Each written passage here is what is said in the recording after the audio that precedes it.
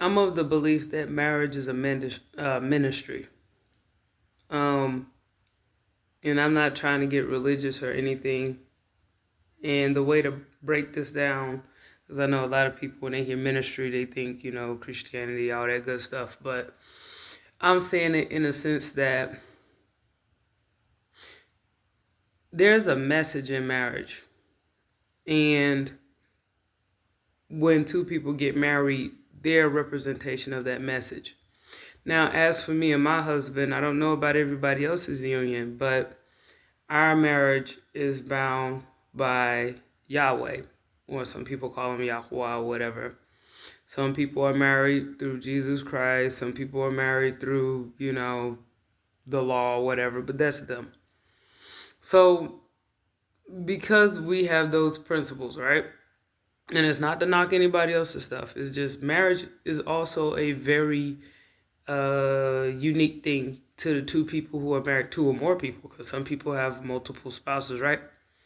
But not trying to get too complicated here. When I think about marriage from a perspective of just my husband and I, my role as a wife, right? I'm thinking about the value of names when I'm talking about it from a more, physical perspective rather than I guess, a religious or spiritual perspective, right? Um, I value my father's name that was given to me. And because I value my father's name, I couldn't just be with anybody. I mean, there has been some really cool guys that wanted to date me and things like that. I've had a few women propose to me before. That wasn't gonna fly. Um, Mainly because of my preferences and stuff, but also, I come from a long line of husbands and wives, and that's what I know, right? And everybody's got their different beliefs, and I'm not knocking theirs. I'm just talking about me. So with that being said, um, I knew that I wasn't just dating or just playing the field or whatever. I knew that who I ultimately end up having children with and what name I take on, it's a very serious thing because this man is going to be the new man in my family tree. So what I mean is, my father and my mother, they were married. My mother took my father's name. I was born. My father put his name on me, obviously, And then, you know, I was raised properly, or I was raised in a way that they deem proper. And that way of being raised, nobody's childhood is perfect. Nobody is perfect, right? Um, when it came time for me to, date and all that other stuff, I was like, okay, let me make sure that wherever my parents dropped the ball, I could pick it up, right? So, and I have to, as a woman, it's kind of a different, how to put it, a different, I want to say like a rhythm or like you kind of, it seemed like for a man, and I'm not trying to minimize men, but for a man, it's like you're choosing your wife. And, you know, I've got a multitude of opinions. It's easy to have opinions for something that you're not in charge of or you have nothing to do with. But I'm just going to throw this out here. For a man, when he goes to pick a woman, it's like she's got to be on his program. He's got to have his thing. And it's like, okay, where does a woman fit in all this?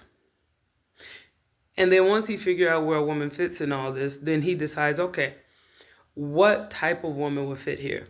Like, so, and like I said, I'm fast forward, it's way more complicated. But The reason why I'm bringing up those points and minimizing them the way that I am is because as a woman who was being vetted to be a wife by multiple men, and in some cases women, I had to think about who this man was compared to who my father was, right?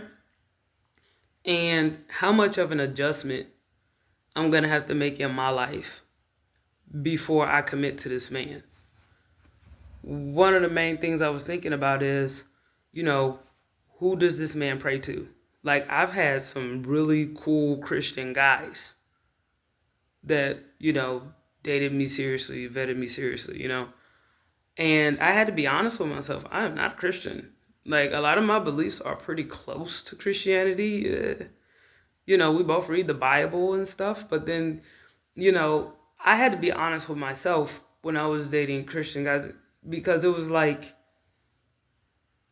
whatever he's doing, wherever Jesus is taking him or whatever, I don't pray to that deity.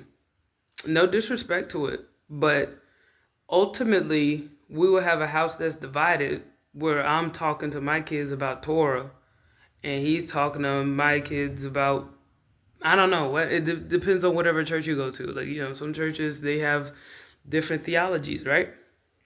All due respect. But I had to be mature and intelligent enough in my mind to be honest and be like, even though I really like this guy or I really connect with him, I'm going to ultimately be a disruption. And as a woman, to reject a man, especially a good one, it's like, the hang up is, oh, you guys pray to different deities. But,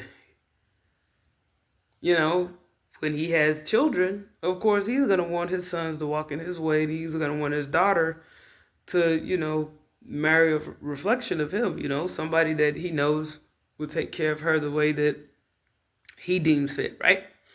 So, there were other religions, Buddhists, Muslims, so on and so forth.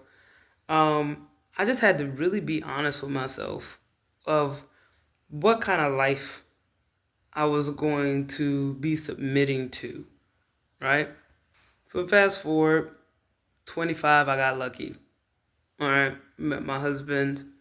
He and I, we studied quite a bit. We pray quite a bit, we go through things, we get through them, right? So now that I've made it this far, now it's like I'm learning my place in this new family. And not only am I learning my place in his family as a whole, but I'm also learning my place in the family that we have created. So, we were blessed enough to have 2 children, right? Currently. And respecting the value of the name that I was raised with in conjunction with, this is kind of wordy, the name that I inherited, I guess, it's like now I get the opportunity to, I don't want to say criticize my dad, but things that I thought that my father could have done better, my stepfather could have done better. I get to make decisions based off of what their lives have taught me, as well as understanding what my husband is continuing to teach me, right? Like, I heard this common saying that a husband should be a provider, prophet, and a priest. And, provider, that's kind of obvious. I think prophet, maybe I got that one wrong. Like, not necessarily a prophet. What did I say? Provider something and priest, whatever.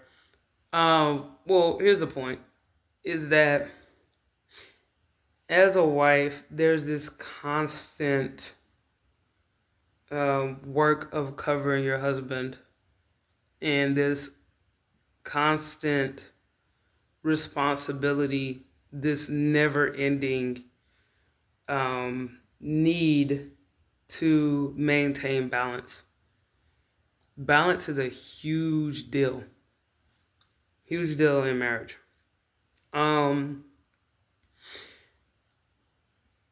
and I'm starting to learn that even like as a mom, like, okay, having a son, you know, and he carries my husband's namesake, representing my husband. So even after my husband passed away, he has his son who bears his name. And being charged with raising the new generation is, it's breathtaking to me, because, you know, uh, my grandsons and so on and so forth, they will have my husband's name. My husband will forever be the progenitor of my sons, my grandsons, and so on, right? So that's another thing as a wife. And then on the flip side, my daughter too. Preparing her, you know, understanding her, um, guiding her. It's kind of for me, I feel as though it's been my experience that daughters are a little more complicated, right? Because they're such independent thinkers, but they're so dependent when they're burnt out at the same time, right? So is being a wife is it's really amazing, but that namesake is a big deal. Um, like anytime I interact with anybody outside of our house, they know me as, the wife, the mother. And that is a very heavy title. There are things that are expected of me that are not expected of anybody else. Because everybody knows my husband for who he is and what he represents.